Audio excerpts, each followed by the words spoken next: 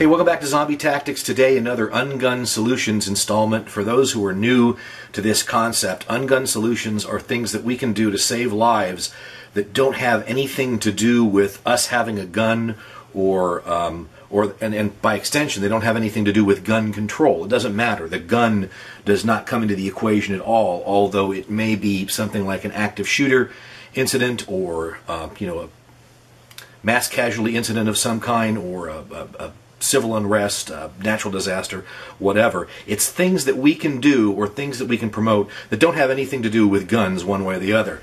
Now today what I want to talk to you about, this kind of came about because the way my brain is bent, and I can't help this about myself, I started noticing an irritating trend having to do with some of these school shooting incidents. And it went something like this, that somehow the active shooter was able to go door to door to door in these shooting incidents in many cases, and I'm wondering, why are they able to do that? Why is it so easy for them to just go from door to door to door? Because I know it's pretty difficult, especially in some of these cases where people have had things like handguns or rifles. It's pretty difficult to shoot out a lock on a door or to shoot a door off of its hinges. The movies always make it look like, oh, you shoot it once with a gun and then you're in. But it just doesn't really work that way. So that just got in the back of my brain going, why are they able to go door to door to door so easily? And I kind of analyzed the problem. I've been getting a lot of information from various sources, and I want to bring that information to you today because I think it's something that you can promote on your local level to try to make a difference. And it goes a little bit something like this. I'll just kind of show you what I've come up with. This is a standard residential door. And most residential doors in the United States, they will open inward,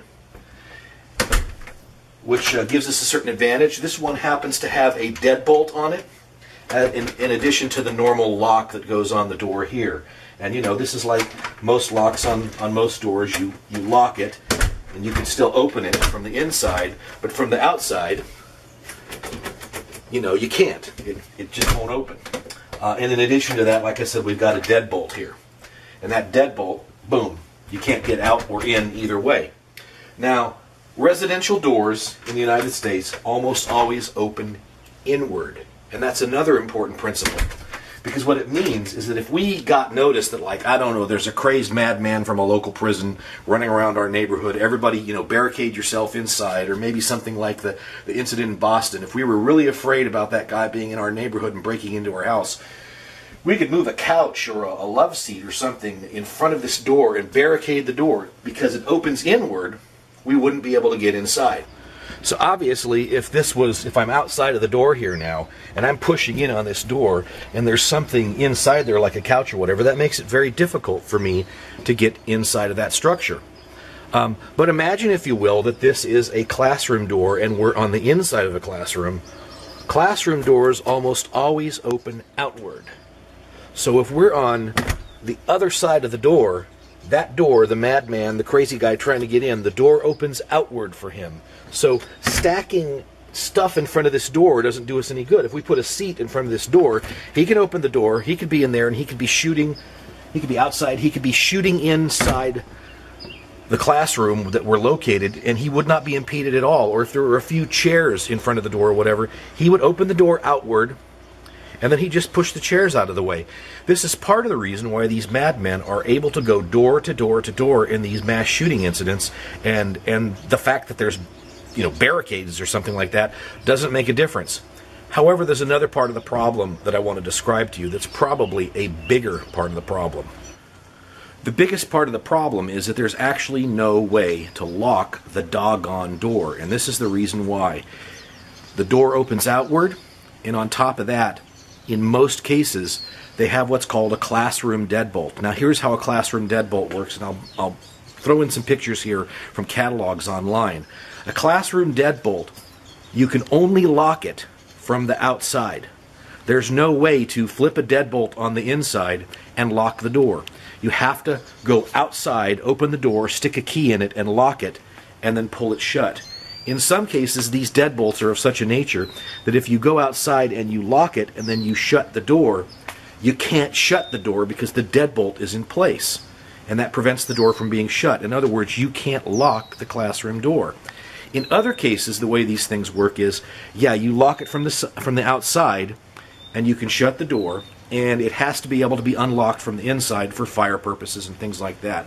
We all understand that. But the point is this: there's no way for a teacher to lock the door from the inside. You hear gunshots outside, and your first tendency is going to be to want to lock that door, but you know, to lock that door, you've got to open it and stick your head outside and stick a key in and lock the door and then shut it. Or in many cases, you can't lock it at all because it's a deadbolt situation where you could not then close a locked door. Like I said, this is done for fire purposes and things like that, because we don't want people to be locked inside of rooms where the building might be burning or whatever. But there are kinds of deadbolts that are called secure classroom deadbolts that we ought to be going to. They're a little more expensive, and they work this way. You can lock the door from the inside with a deadbolt or from the outside with a key, but the lever on the inside door will always open the door pushing outward. So there's no fire danger there, and it gives a teacher or someone else in a classroom situation the option to simply just throw the deadbolt on that door, and then the bad guy can't get in. This is something that has not been the case in these active shooter incidents where the madman is going door to door to door to door. He's able to do so essentially unimpeded. And by simply changing the locks on the door from a standard classroom deadbolt to what's called a secure classroom deadbolt, we can thereby do something that doesn't have anything to do with guns, and it'll help us to save lives because it'll keep these people from being able to get into these classrooms so easily. That's Zombie Tactics today with another UnGun Solution. As always, keep your powder dry, always aim for the head. We'll see you next time. Bye-bye.